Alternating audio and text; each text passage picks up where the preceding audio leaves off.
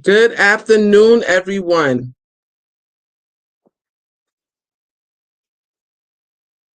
How is everyone doing today?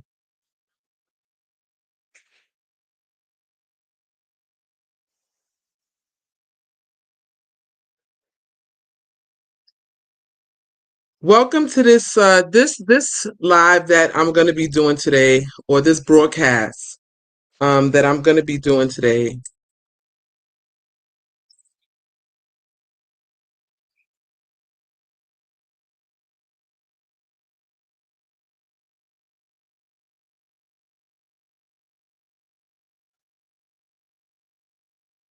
Just give me a few seconds to set some things up.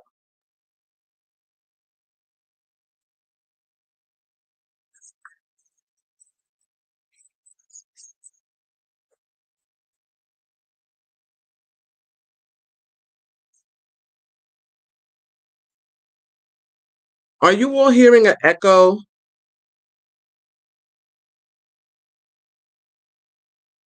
Some things up.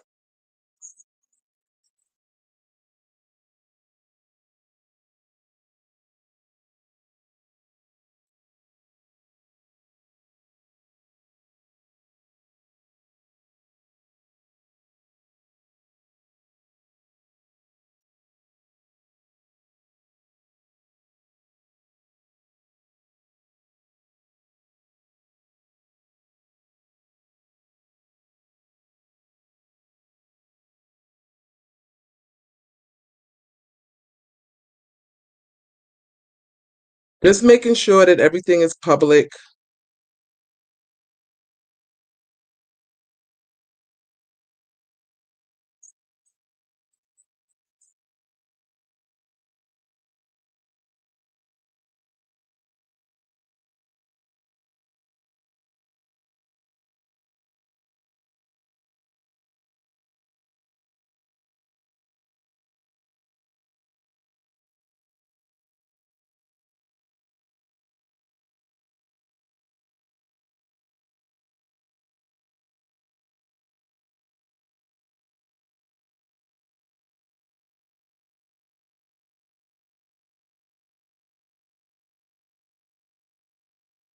Okay. Okay. So this is a very important live today for us to discuss um, what is happening at our local. I'm hearing an echo.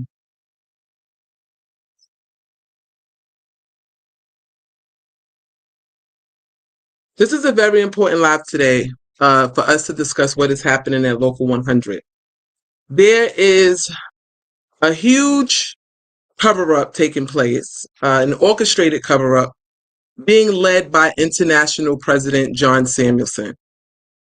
As you know, last week the story broke about Richie Davis and his sexual misconduct that was happening at Local 100, which led the international president to leak a story to the chief leader and the Daily News to talk about and to put it out there that he had done some he had been involved in sexual misconduct with a Jane Doe at Local 100, and therefore it led for the international to step in and to remove Richie Davis as president of Local 100. What I've been going and endeavoring to do is to, because there's not only a crisis in leadership at Local 100, but there is a crisis in education, in educating the membership at Local 100. So our members, many of our members, do not understand the inner workings of how our union work or how it functions on the day-to-day, and what are the duties and the responsibilities of the officers when something like this takes place, right? And so what John Samuelson has done is criminal. Number one, under our Constitution, international president does not have a right to intervene in the day-to-day business of Local 100 or in the business of Local 100. We have five men who are Dennis Engel, the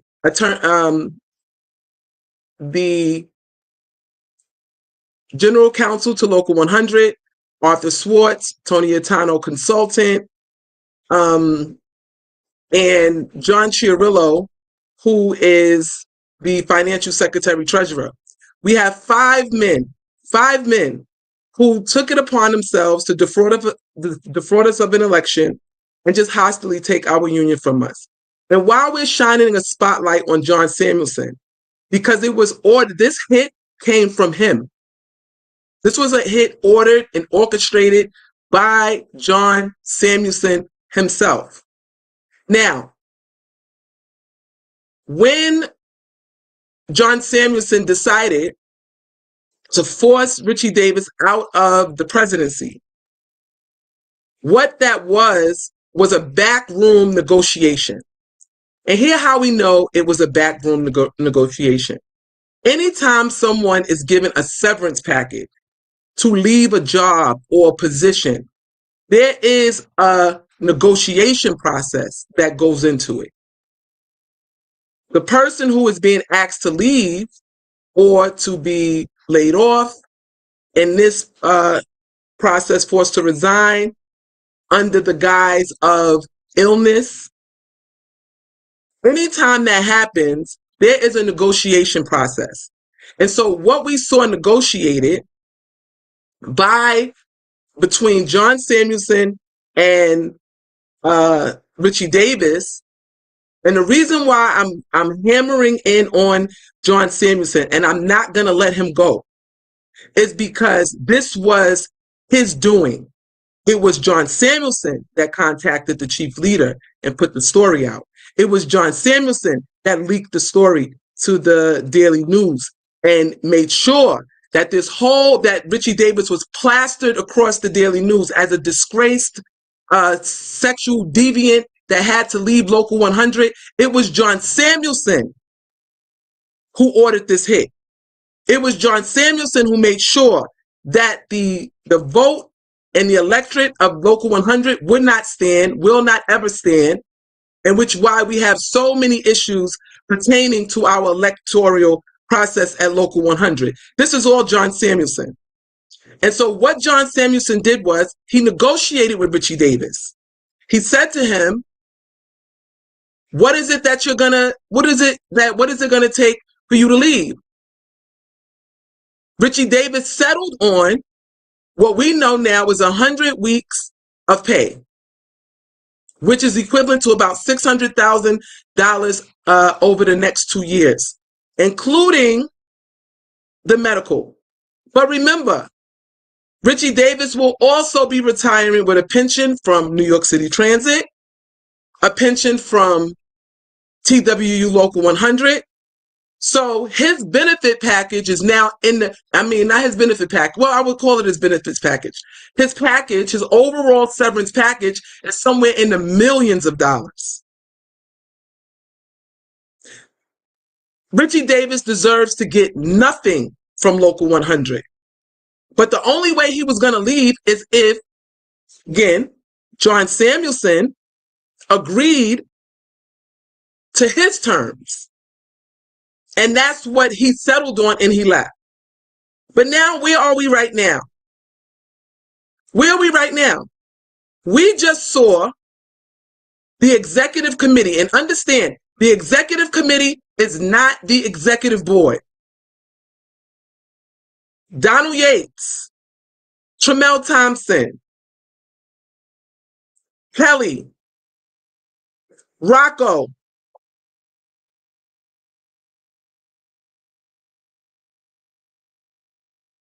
Ahern, J.P. Batavia, and I forget the gentleman's name from MTA Bus. But those 7 VPs and 2 officers from the top 4, because Richie Davis is gone, so you have Chiarello and you have Shirley Martin and Carlos Barnabil. These individuals voted to install Chiarello. This is only 10 people now. Voted to install Chiarello, John Chiarello, as the next, 9. These are 9 individuals. These 9 individuals voted that Chiarello will be the president of Local 100 and finish out the term of Richie Davis, where our bylaws state, not the executive committee, the executive board. So even the installation of John Chiarello as the president of Local 100 is illegal. The executive board was supposed to pick an officer and designate an officer from our union to finish out the term. And they did not do that. What they've endeavored to do is to rob us of our union. And so I have suspended using Stronger Together. We are operating under the concerned members of TWU Local 100. We have formed a coalition called the Coalition of the Concerned Members of TWU Local 100. We need 20,000 signatures, 20,000 signatures from the members of Local 100 to demand that we have an election and to suspend the 18-month rule so that we can have a special election at Local 100. This is the most important time in the history of Local 100, because what they have set up to do and what they thought that now that the majority of the union is tier 6, that they can just snatch our union from us, that they can just do whatever it is that they want to do, and that we're so weak and we're so broken that they can just do whatever they want. We're not having it. Not on our watch. And so we're going to continue. Now, the petition is out. If you see on the screen, it says sign the petition. It has a bit.ly. You can just copy down that bit.ly link. You can go in and you can sign the petition. That will give you access to the petition to sign. Share it everywhere. Sign the petition. We will be out in force, coming around with petitions for you to sign. But if we can get this petition shared electronically, it would be even better. When you sign the petition, I'll be able to forward you emails and keep you in the loop of what's going on. We're having, at 5 p.m. today, we're having a special Zoom meeting to discuss next steps and moving forward. And so I want everybody to understand how serious this is, okay? They think that they're just going to take our union from us and that people are going to sit around and just believe the lies that they tell us. Now, moving right along, I want you to understand what receivership is, because the first thing John Samuelson did was he attempted to take us into receivership. But because I exposed it, he sent it back to Local 100. And that's where you see this vote of the executive committee and not the executive board to install John Chiarello. Everybody should be outraged at what it is that we're seeing, what it is that we're hearing, and what's going on.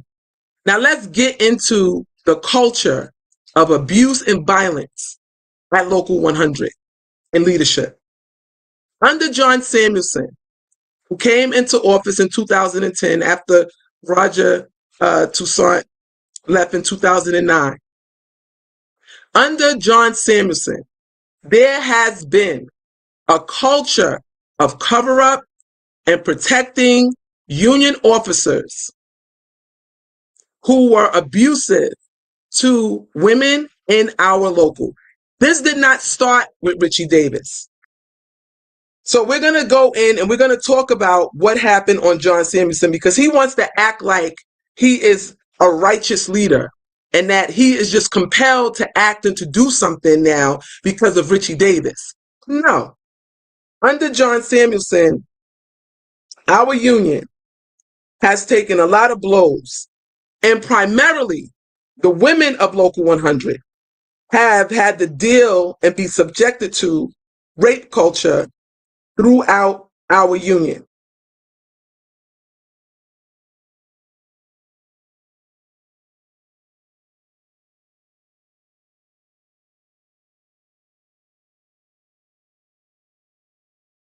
I'm just trying to want to make sure I'm saying the right things to you.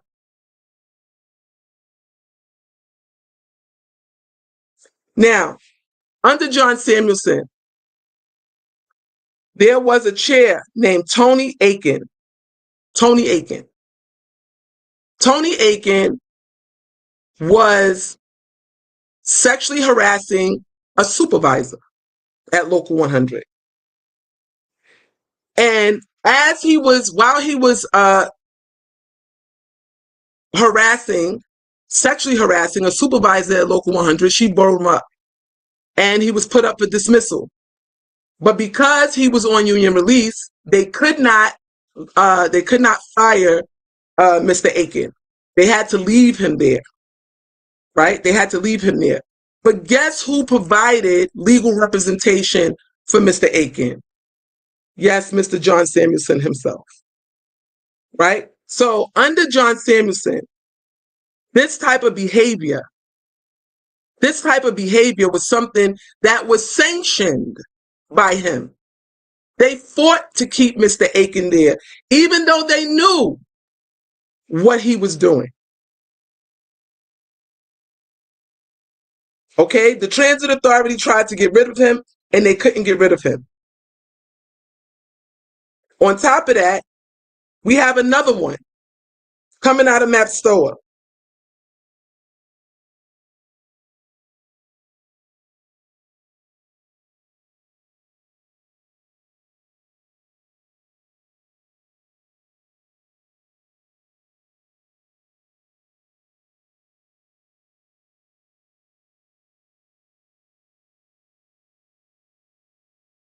I'm sorry, give me 1 second, please. We have another one coming out of Mapstoa named Frank Austin.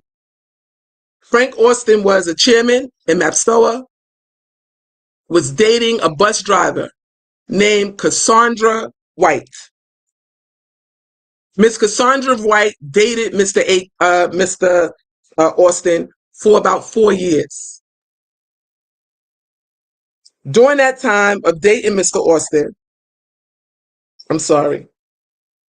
during the time of Miss White dating Mr. Austin over a 4-year period, he was abusive and jealous.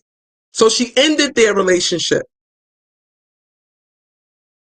She then went on to marry and was pregnant with child. And Mr. Austin could not get over the fact that Miss White had moved on, that she had remarried, and she was now pregnant. He began sexually harassing her, stalking her, being verbally abusive and sexually abusive to her. She reported it to the local, she reported it to the MTA, and nobody did anything about it. She wound up having to leave the job after having a nervous breakdown on the job and psychologically became unfit to work any longer at Local 100. She then filed a lawsuit against TWU Local 100 and the Transit Authority. And guess who provided the legal representation for Mr. Austin? Guess who provided the legal representation? John Samuelson. John Samuelson hired, Ritu Singler at the time was the head of grievance and discipline and working at Local 100. He assigned the case to her. John Samuelson assigned the case to her to represent not the victim, not the woman who was being taken advantage of and being abused by a division chairman in Mapstoa. John Samuelson allowed it to persist, and he provided legal representation and fought to protect Mr. Austin. So I don't want to hear anything about, oh, we had to do something. These allegations were highly credible, when it was John Samuelson who allowed the culture and introduced the culture of approval and condoning sexual violence against women and abuse against women at TWU Local 100. Mr. Austin went on to be promoted the supervisor over Miss White. Let me not leave out that. She was promoted by the Transit Authority. While this sexual misconduct and aggression and stalking and hostile atmosphere was happening, he terrorized this woman so much so that she wound up having a nervous breakdown once they installed him as her direct supervisor. Okay? Where he would go into her trainings, and wherever she was, he found her and he made her life hell, ensuring that she didn't get accommodations while pregnant. Does that sound familiar? This all happened under John Samuelson. This is what emboldened Richie Davis to be the sexual deviant and pervert and abuser that he was while in office. This didn't start as president. This started before he was president. We've heard the stories. There's multitudes of women that will not come forward because they do not want to be targeted. But we had Miss Nicole Hecker.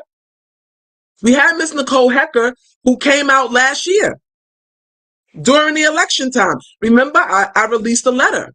Remember, I sent a letter to the local saying to them that Richie Davis needed to step down under these allegations until they were founded.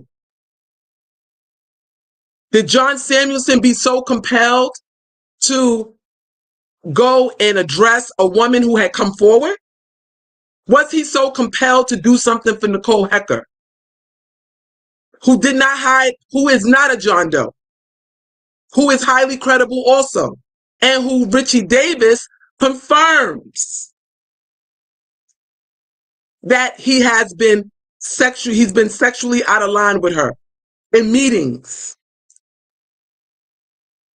Did the union, Local 100, or the International have to bring charges then? No. They waited until it was convenient.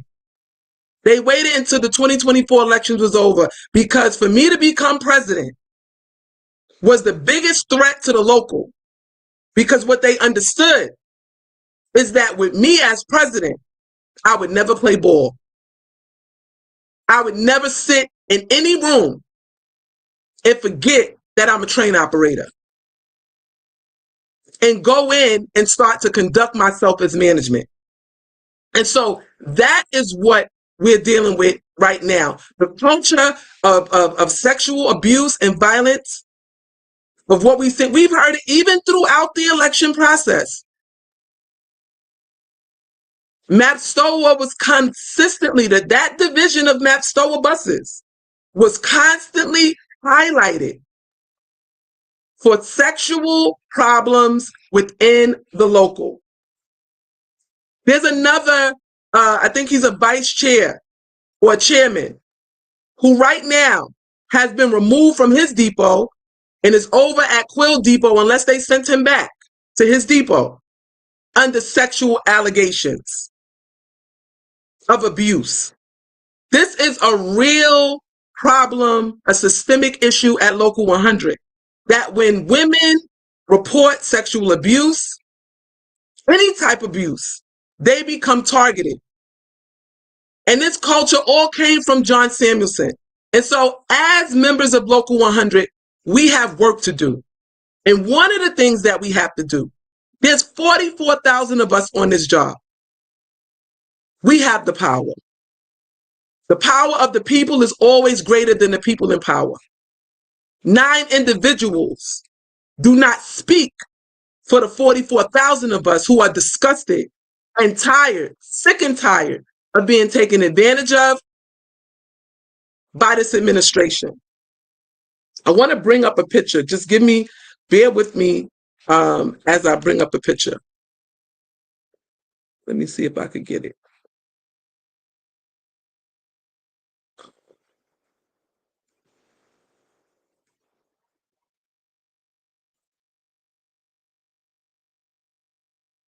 Because I'm really over. I'm really over this. Enough is enough.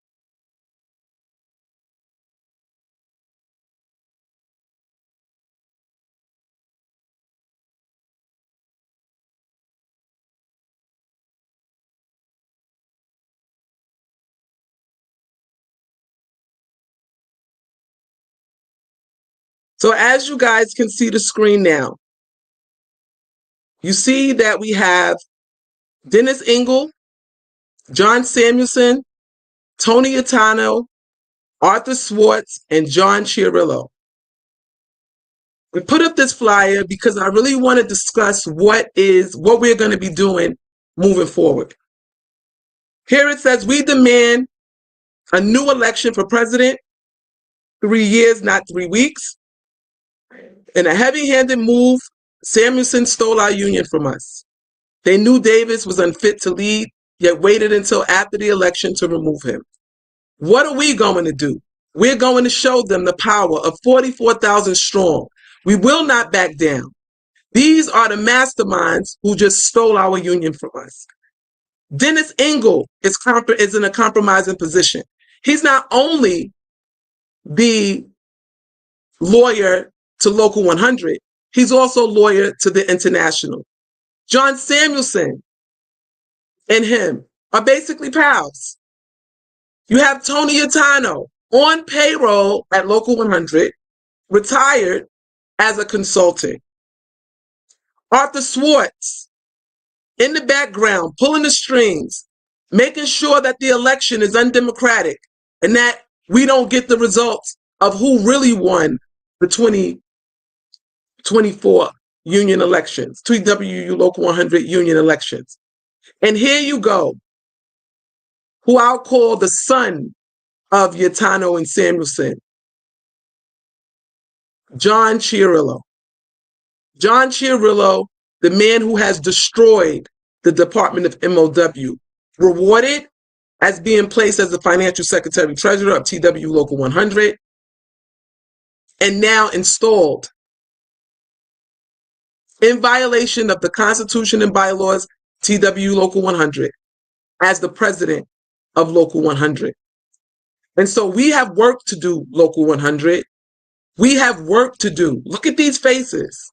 I want it to be burned into your mind so that as we move forward and we fight to get back our union, that we don't forget, that we do not forget that this was a chess move by John Samuelson to take over Local 100 and to reorganize and to restructure the leadership of Local 100 as he saw fit so that they could play ball, so that he has unlimited access to the funds, the money of Local 100 to do what it is that he wants to do and to continue the culture of violence and sexual misconduct against the female members of TWU Local 100. I want you all to understand that this is serious. This is the most serious time right now in the history of Local 100. If we do not take back this union, what we are experiencing now we have right now Local 100, the MTA sending out letters to people who have FMLA and just members at large who have taken time off sick and charging them with excessive absenteeism. People are taking 30 days, 15 days, excessive, exuberant amounts of time and discipline, all to put a narrative out there that transit workers do not come to work, that we abuse sick. We right now have a crisis in leadership at Local 100. There is no leadership at Local 100. The people who work in Local 100 do not know, the majority of these VPs and division chairs do not know their job. They cannot even help you and represent you properly. But I want to get back into John Chiarello and how he has been one of the biggest behind the scenes detriments to Local 100. So much so that John Chiarello has never been able to run for VP, or whenever he ran for VP of his department of MOW, it was always uncontested because they made sure that nobody ran against him. They knocked off Duvette Williams, who went back and sold his soul for release time. They knocked off Duvette Williams, the big bad division chair of Signals Department, who tried to get away, but they knocked him off because he was so in bed with Local 100 and the way that they do things that he didn't properly deal with his petitions, because they enter offices, they hang it up places, and so he had adopted that same behavior, so it made it easy for them to take him out. But then he went back, and he's now on release with Local 100. They won't allow him to run. They silenced him and put him to the side. Can't do nothing but do their bidding now. Can't be an elected officer because now they know that he'll jump, that he'll run. But they know he loved release. They know he loved a stake. They know that he'll do whatever it is that they tell him to do, so they got him off to the side. So I want us to understand what is happening. Now, John Chiarello, back to Mr. Chiarello. Chiarello is the head of the Farming Out Committee. All of the contractors that we see overrunning the system, he's in charge. John Chiarello is in charge. So I want us to understand what we are dealing with here at Local 100. I want us to really understand what is taking place. The person who has single-handedly went in and farmed out the exclusive work of MOW is now appointed president of Local 100 by the executive committee. I want y'all to understand, because people, I'm hearing things and people are just lying. You had Mr. Alexander Kemp, Mr. Sellout himself, to go and open his big fat mouth and tell the members of Local 100 that he took an oath to protect the union. That's why he couldn't say anything, or he can't say anything, But let's talk about what he cannot say. Let's talk about what Kemp cannot say.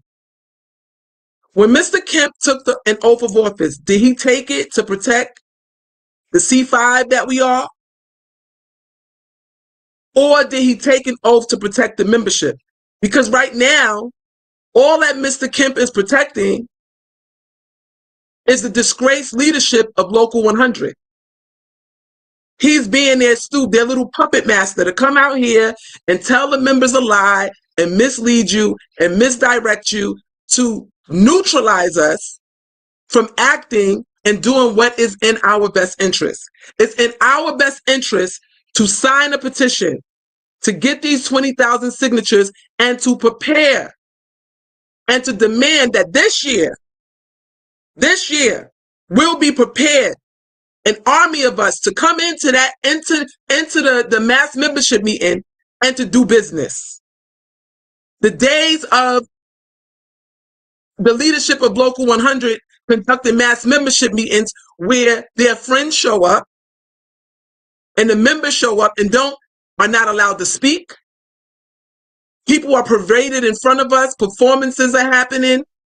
All crazy type of behaviors happening at the mass membership meeting, but there is no voice of the members at the mass membership meeting. All of this has to change.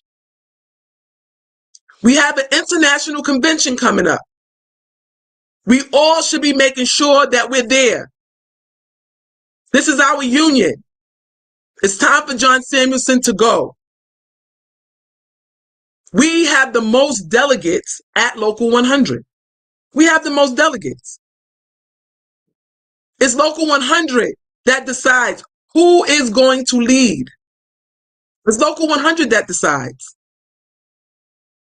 Our delegates decide. That's why you have no duties and responsibilities to do anything at Local 100 except attend the International Convention. Why? They take you down there. It's time to elect the international president, and John Samuelson is elected. It's time for a change of the guard. It's time for us to take responsibility for our union. This is our union. We're responsible for the union. And it's very important that we understand that we have a duty and responsibility. Our families are depending on us. Our children are depending on us. Our city is depending on us. The future generations of transit workers that are coming up, those who are right in training right now, are depending on us to make sure that this union is not broken. Throughout the election, I was targeted by management. I'm up for dismissal as we speak. Tomorrow, I go into an arbitration hearing. Why did they come after me? Why did they come after me? Why was it so important to try to take me out, to lie, to falsify statements and documents? Why was it so important? They all met and knew about it. For the first time in the history of Local 100 union elections, management inserted themselves in our election. They wanted us to ask for permission to campaign, totally violating the Department of Labor rules that govern union elections, as well as the NLRB rules for union elections. I have the video and the evidence of all that transpired while I was campaigning. It wasn't only me that they targeted, they targeted other members of my team. Ed Gator was put up for dismissal, charged with FMLA for it, only for him to be put back to work. All of this so that I would not become the president, because with me as your president, it's a game changer. Labor relations is not in control. The union once again educates its member. We will have union soldiers once again. People moving and doing the business of the union. Shop stewards throughout the union, adequate number of shop stewards throughout the union serving the membership, due to the fact that we do not have enough officers to cover all locations. This is serious times. These are serious times, and it's calling for us to make a serious move. Later on today, we will be announcing when we will have our rally at Local 100 to demand not only that something is done about a severance package, but the fact that 7 VPs, along with the recording secretary of Local 100 and the vice president of Local 100, the administrative vice president of Local 100, had the gall to bypass our bylaws and install John Chiarello as the president of Local 100 to finish out Davis's term. Do you all realize that Davis was installed and took his oath of office on January 6th? And in less than 3 weeks was removed as president of Local 100? Do you understand what's going on here? They knew that Davis was out of control. So what we're demanding is not 3 weeks, but 3 years for a presidency. 3 years, not 3 weeks. And we're demanding that there be elections and that the 18-month rule be suspended. Now, can we demand something be done about the severance package? Fine. Davis shouldn't be getting anything. That resignation should be overturned, and he should be formally fired, brought up on charges, and removed. We're in serious times. I'm going to look at some of the comments if anybody has any questions or anything they want to ask, please do so.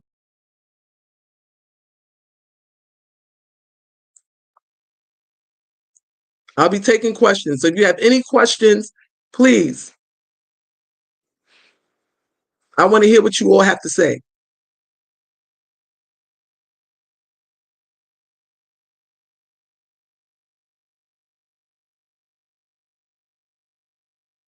Any questions or comments about anything that we just went over? Someone said Samuelson hasn't cared about sexual abuse in the past. There are a lot of accusations about rape and sexual favors and harassment under Samuelson at the Hall. So we're in really serious times, Local 100. We are really in serious times. And I'm very proud of the fact of the response that we are getting from the petition so far. And this movement is only going to build. It's time for us to take back our union. It's time for us to end the bleeding at Local 100. Assaults are out. Listen, assaults are so bad at Local 100, I can't even speak. Okay? The assaults are so bad at Local 100, I can't even speak about it. Let me see. Let me check on Facebook to see if there's any comments there. Let's see.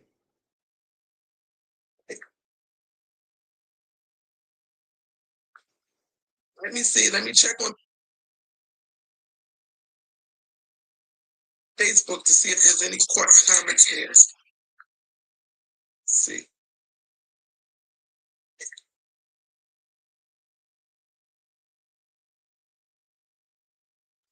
So, with that being said, here's our next steps, and here's what we have to do.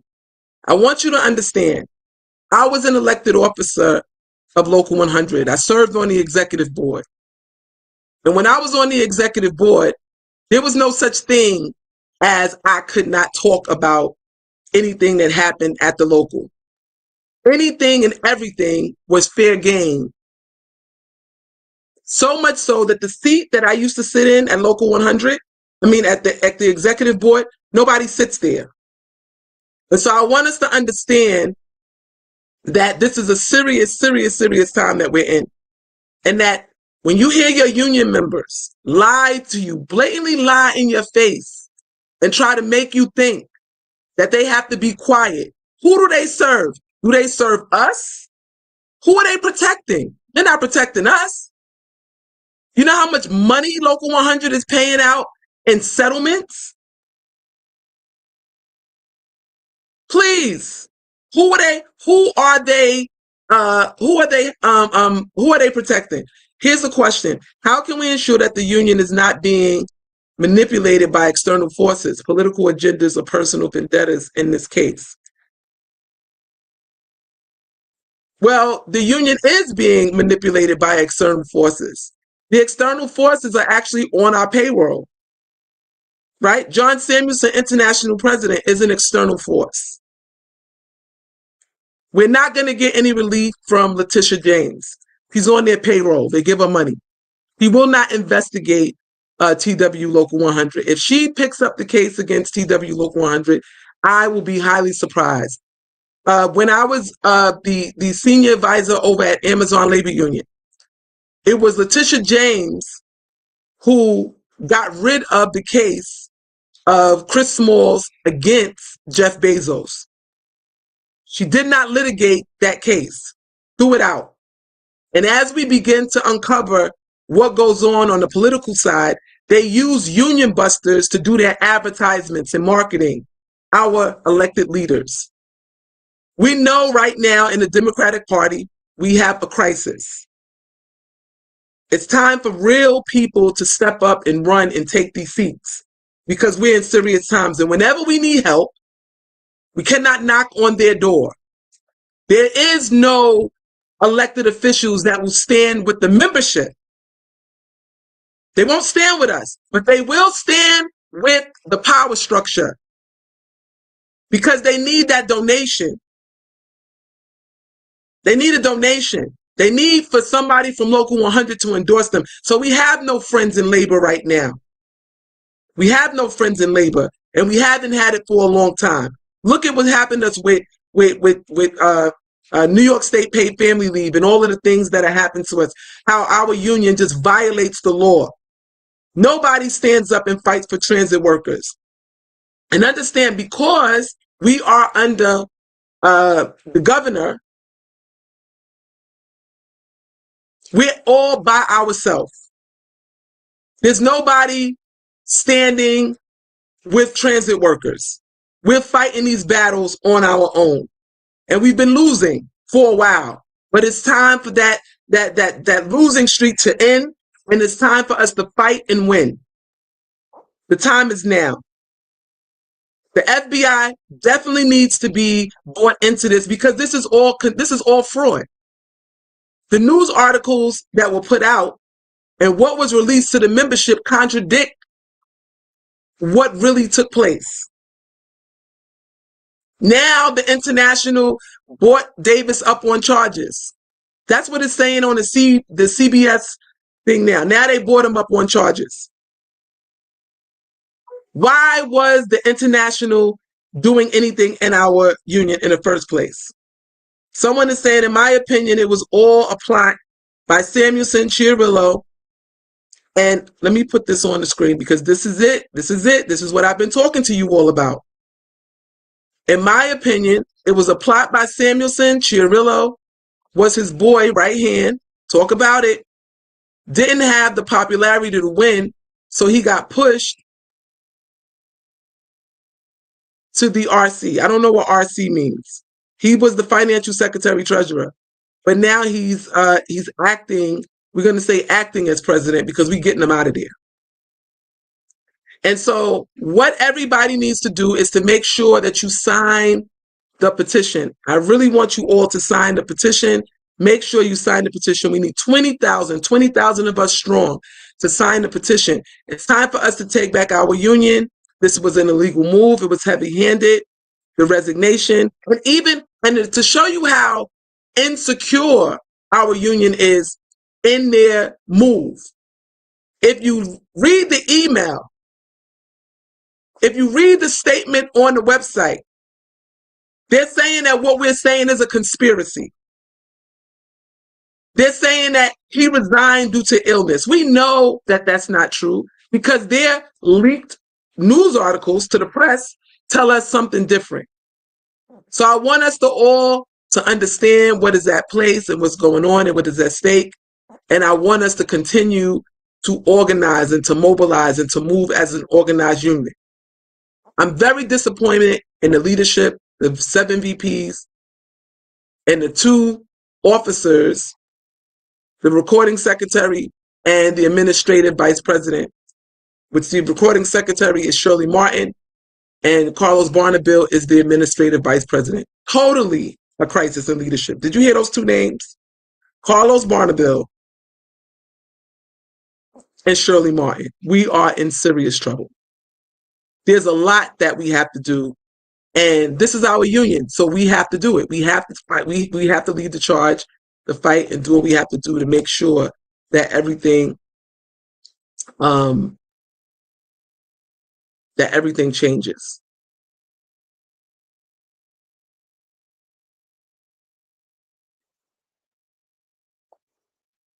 Anybody else have any questions or concerns about what's happening right now before I click off? Anybody have any concerns? So I'm very proud of Local 100. I'm very proud of the people who are stepping up to make sure that we don't lose our union. We need to understand that John Samuelson being at the head of this union is serious. Someone asked, why isn't there more press on this? The reason why there's not more press on this is because the press is in bed with the union. If you notice, there has been no questions or no reaching out to the members of Local 100 for their take on what's happening. There's been no press asking us anything. This happens to us all the time. The chief, as a matter of fact, wouldn't even run stories during the election process because of the fact they couldn't first get in touch with the leadership. Our request for coverage or it would just goes ignored. And so anytime we have issues that are going on here, the press very, very rarely wants to get involved. They're in on it. Look at the story. The story is written from the voice of Samuelson.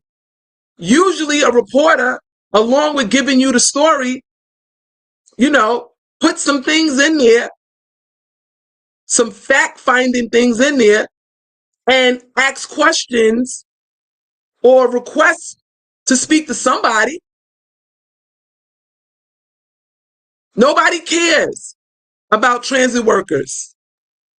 And this is the problem that we have. This is why we see members getting their head cut up like sliced bread, fingers mangled and cut off and chopped up, and CTAs getting sliced and punched in the face, and all of these attacks happening, and nobody's saying anything. Because while this was happening, they were negotiating. They were more focused on getting rid of Richie Davis than they were the well-being and safety of transit workers. Hold on, some more questions are coming in.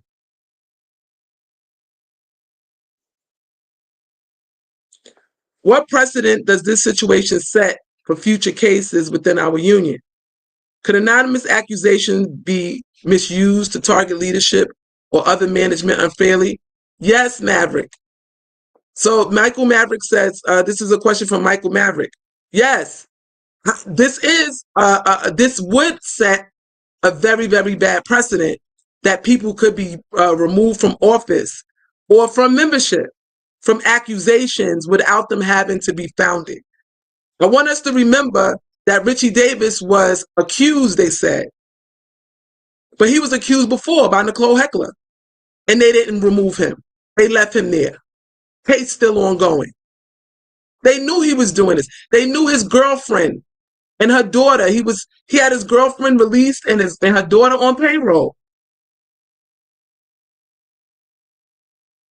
He had his own little brothel running down there at Local 100, and nobody cared to do anything about it or protect the women who were under his charge. If they knew that he had multiple allegations for 2 or 3 years, why was he not removed? Also, allow him to negotiate our contract. Ronaldo Santos, you're hitting it right on the head. They knew this for 2 to 3 years, and they didn't do anything because they wanted to take the union by force. They played chess. They just put the moves on the board. They knew that he would be easy to take out. So they put him there for that reason. Richie Davis gave up our retiree medical benefits. He gave up our lifetime medical benefits. Look at that contract that we got coming out of COVID. We do not have wages in step with inflation.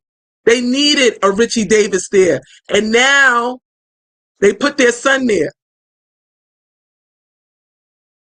They put their son there now. So now we have to deal with their son, which is John Chiarello. But we're not taking this lying down. Everyone sign the petition, please.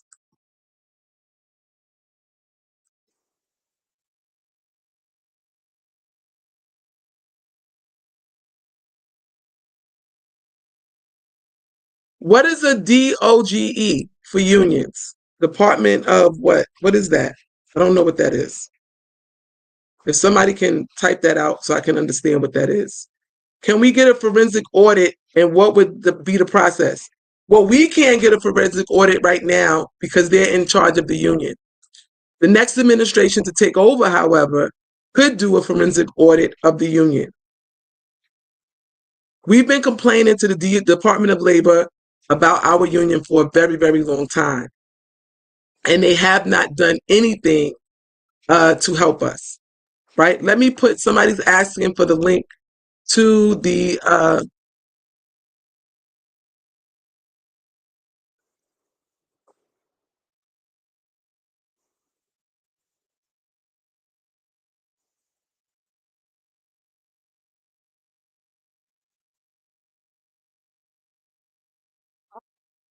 link is now posted in the comments.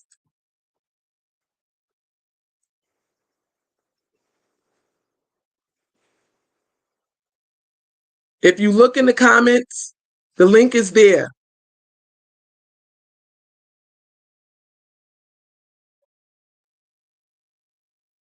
There's the link in the comments. Please, everybody, sign the petition, share it, make sure that we share it. I'm taking my time here and I'm not ending because I really want the questions. I want you all to walk away with an understanding of what it is that we're up against and what we're dealing with. I want to make sure that we're letting everybody know what goes on. Oh, so the DOG is the Department of Government and Efficiency. Yes, we do need a Department of Government and Efficiency at Local 100. We need one extremely bad. We're going to stay focused and we're going to finish this. I heard Mr. Thompson said when we have our rallies that he'll be front and center. He needs to be because he voted for Chiarello because it says that the executive committee went and put Mr. Chiarello in. So his hand's not clean. So he got to fix that. And the way you fix it is to recommit yourself to the members and show up.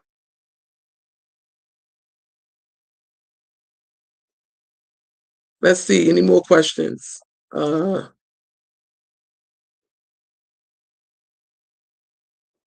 Someone says now Samuelson has all the power and the purse. Exactly. Samuelson has all the power in the purse. All the power in the purse. I want to encourage all women who have been taken advantage of sexually at Local 100. You need to come forward. You need to come forward. Inbox me, comment.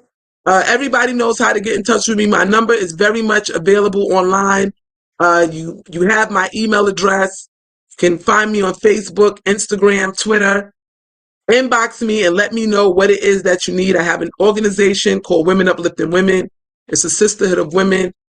We fight against systemic infringement and reproductive rights of women in the workplace, and to ensure that women are protected. I came into this job under being attacked and taken advantage of, and my human rights being violated by the MTA. And I'm dealing with those same issues presently. Throughout my time working at Local 100, I've been consistently fighting. I had to endeavor and understand that I would always be fighting. Let's see, any more questions? John Semino here. Let's see what he says. This unique situation demands unique response by our members. The situation males obsolete those bylaws allowing more appointments. One of the things that me and Mr. Semino, John Semino, he is a long-standing member of Local 100, has a lot of years on the job, was under the Roger Toussaint administration, served in office, upstanding member of our local. And one of the things that we've been talking about is to end this cycle of appointment by the local, right? This appointment machine of just appointing presidents. Yatano steps down. Samuelson appointed Yatano. Yatano appointed Davis. Now Samuelson came back around in his heavy-handed move and now gave us John Chiarello. So we're in serious times, serious times. Questions. The bylaws allow the E-Board to appoint people into positions, but isn't the position of president an exception to the bylaws? Well, let's look at it. Let's look at what the bylaws say. I'll pull them up right now.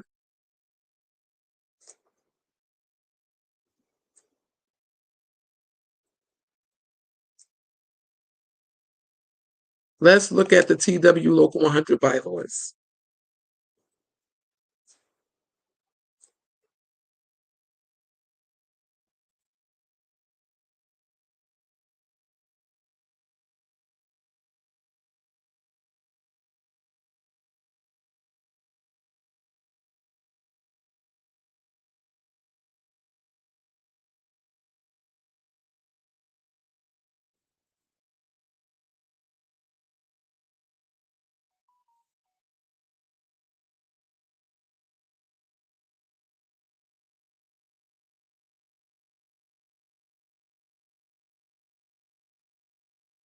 One second.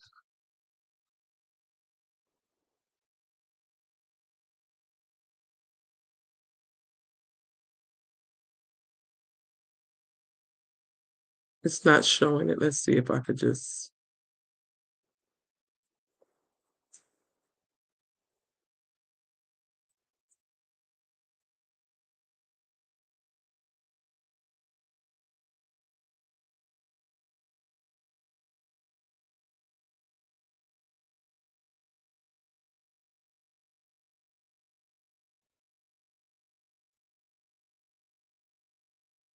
Give me 1 second. I'm trying to get the bylaws up so that you all can see what the bylaws say.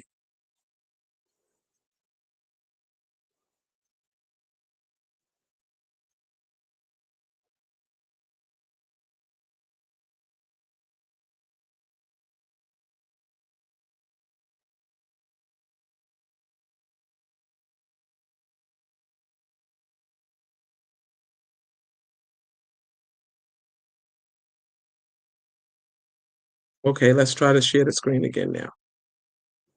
Share screen.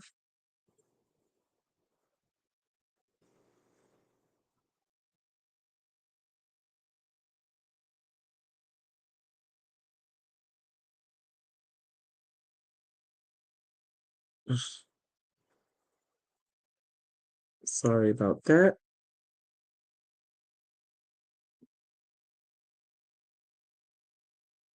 Okay, so it's not allowing me to share the screen. So let me do something else.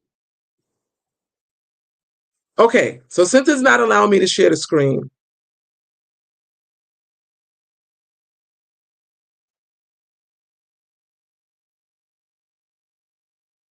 let's just go over it. I'll read it to you.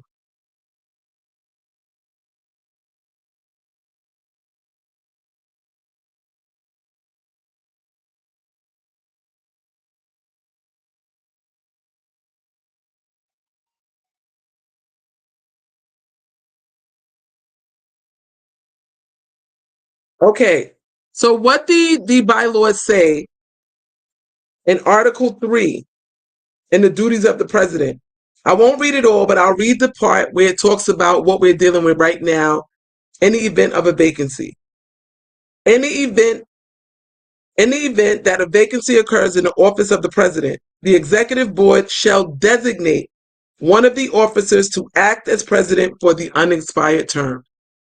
So this is what the bylaws state, that in the event that there is a vacancy, that the executive board shall designate one of the officers to act as president for the unexpired term. That's why what the executive board did, the executive committee did, was a heavy-handed overreach, because they do not have the authority under the bylaws of Local 100 to appoint Chiarello as president. They did not have the authority to do so. If you go on the TWU Local 100 website, the bylaws are there. Or if you just put in your Google search, TWU Local 100 bylaws, and go to duties of the president, right there, it's one little sentence at the end of that paragraph. Is what gave them the authority to do what it is that they did. However, what they did, we know, is wrong. But the bylaws also say this about the executive board. This is where our petition and what we're endeavoring to do comes into place.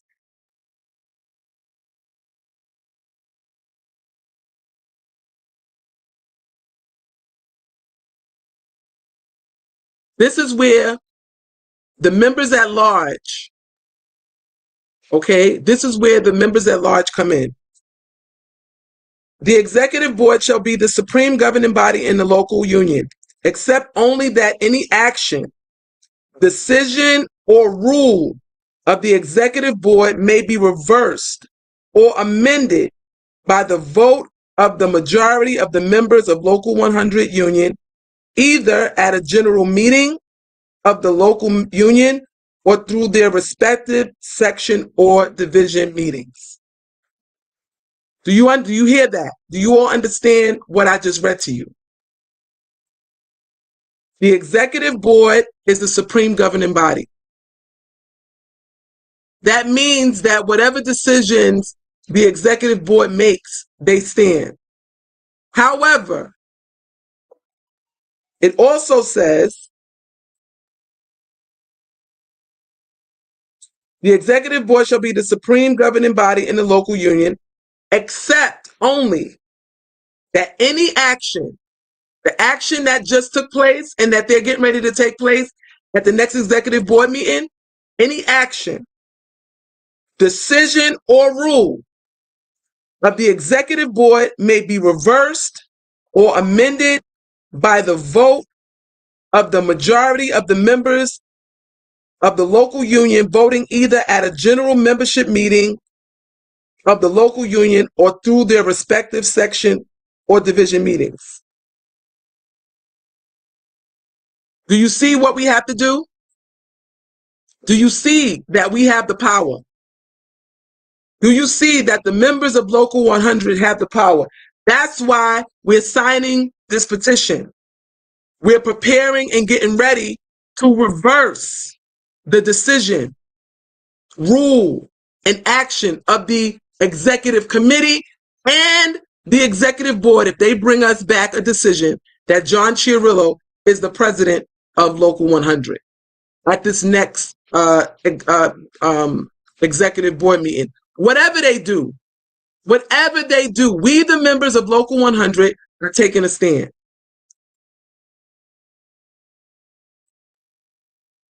I see some comments coming in now. The president of the local shall be responsible for the effective conduct of the affairs of, oh, he put the executive board, what it says there.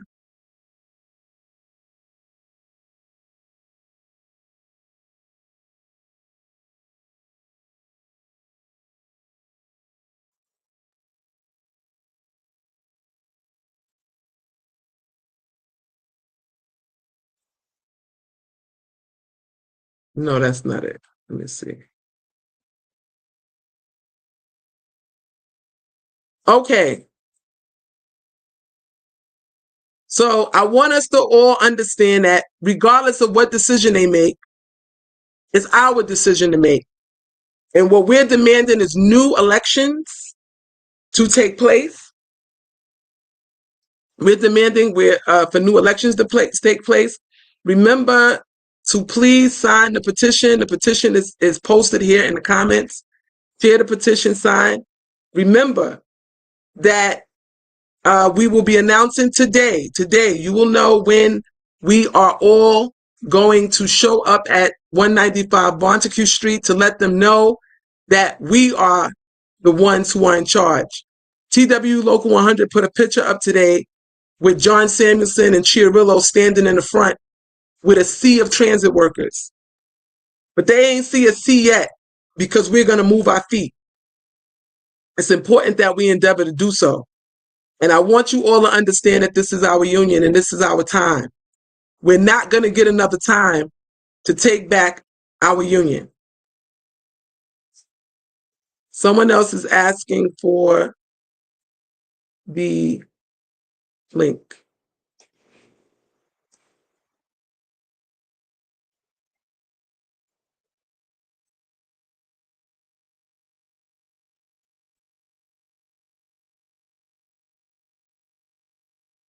I just posted the petition link again in the comments. You see it, Jashawn? It's there. Okay. So thank you all for tuning in. I just want you all to please like, share, and subscribe. Hit the notification button so we can continue to do these videos. We'll be doing a town hall, bringing you all a town hall to discuss what is going on. It's very important that we all stay focused and remember what's going on. Okay? So it's the silence of our officers, the people who took an oath of office to protect us, to protect the union, to serve the union. They have totally violated their oath. They have not stood up to what it is that they said that they would do. And it's time for us to do something about it. The power of the people will always be greater than the people in power. I want you all to always remember that. We need 20,000 people sign the petition to save our union. We need 20,000 signatures. We're preparing for the mass membership meeting. We're taking back our local. John Samuelson, he messed around and he's finding out.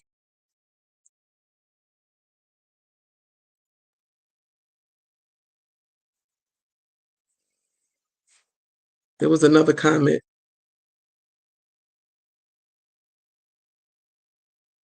There's some more questions here. They knew installing Richie Davis was a critical step towards snatching the union. He had all the antecedents of a sexual deviant, which made it easier and provided the perfect cover for a narrative.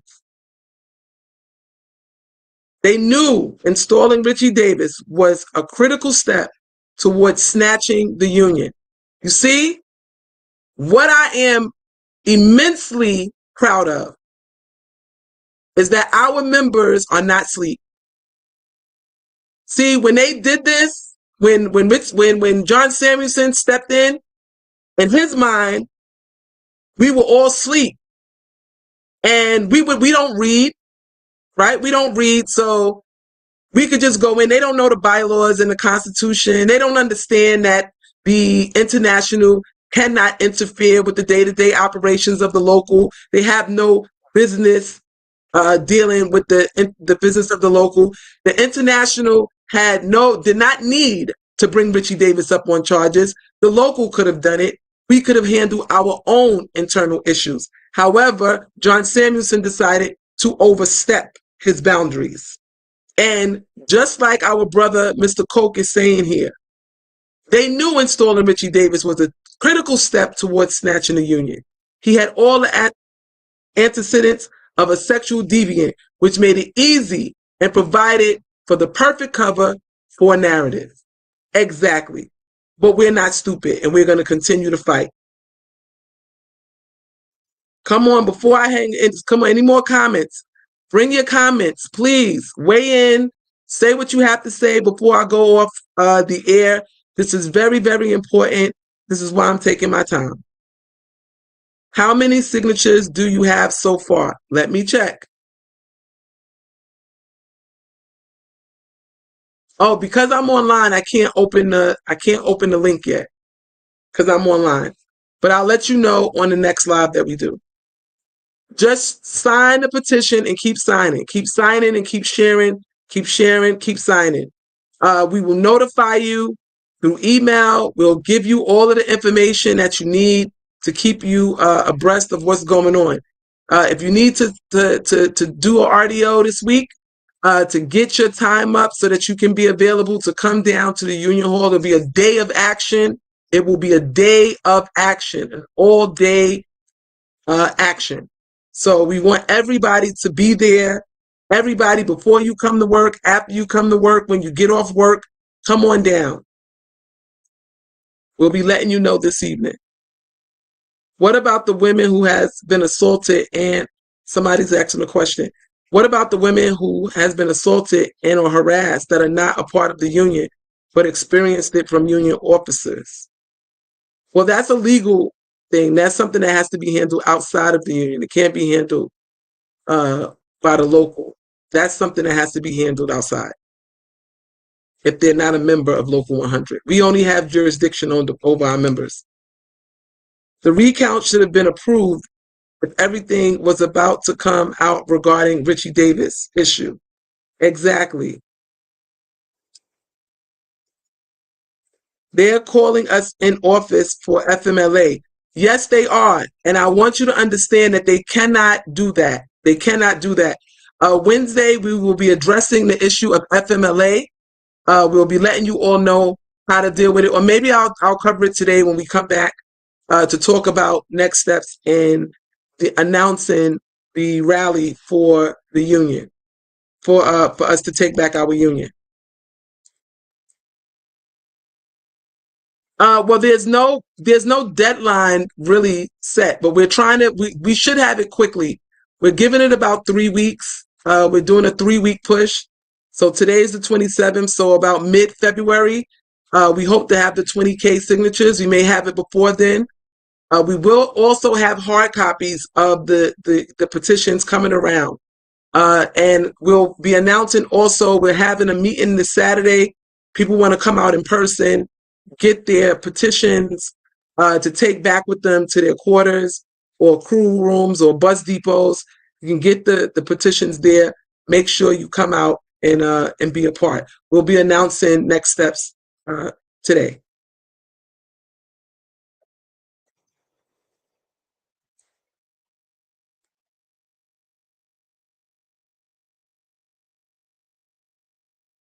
Okay.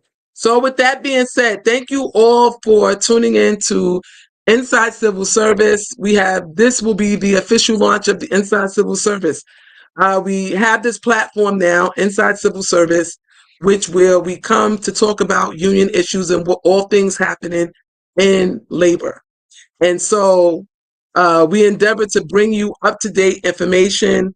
letting you know what's going on, not only at Local 100, but what is happening in the rest of labor across the country.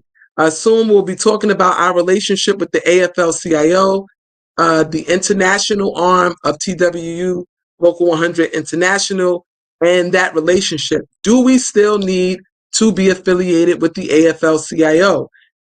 What is our relationship, and do we even need this anymore? Right? How is it benefiting us? It serves us. It has not served us at all and is not serving us at all. We'll be looking at the history of our relationship with the AFL moving forward and what we need to be endeavoring as a membership. Thank you so much for tuning in. Share the video. Remember to like, subscribe, and hit the notification bell so that you can be notified when we're back on. And I'll end with this. Remember that John Samuelson, the international president, the former president of TWU Local 100, is the mastermind, along with Dennis Ingle, Tony Itano, Arthur Swartz, and Chiarello.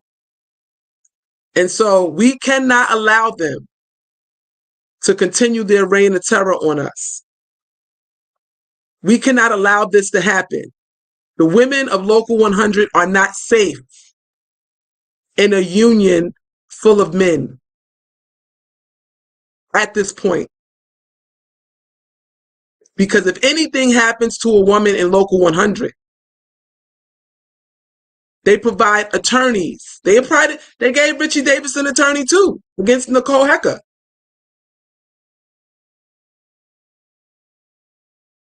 The women of Local 100 are not safe right now.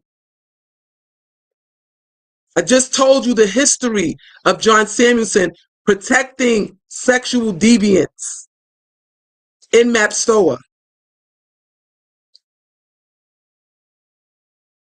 It's very important that we understand that.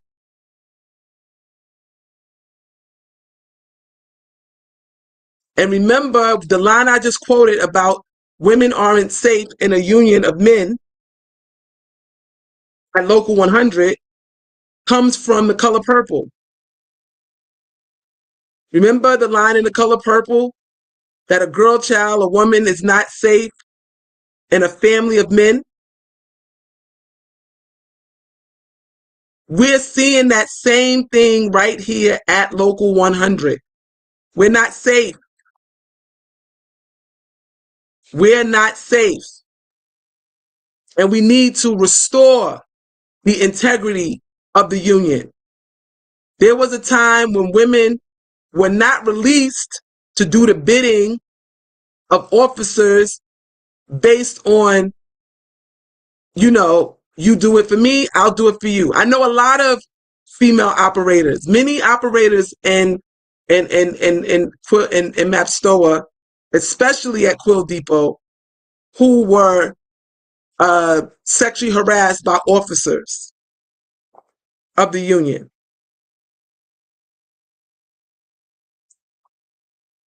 Thank you so much. Thank you all so much for your time and attendance.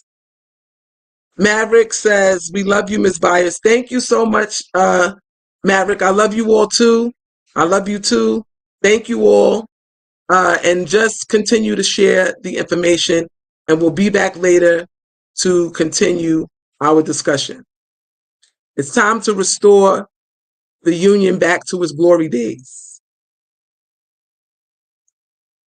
The deadline is in 3 weeks. We're going to collect the 20,000 signatures. We should have them over the next 3 weeks. So that's what we're pushing for the middle of February, to have all of the signatures, and we will be demanding a mass membership meeting. So thank you all, and talk to you soon.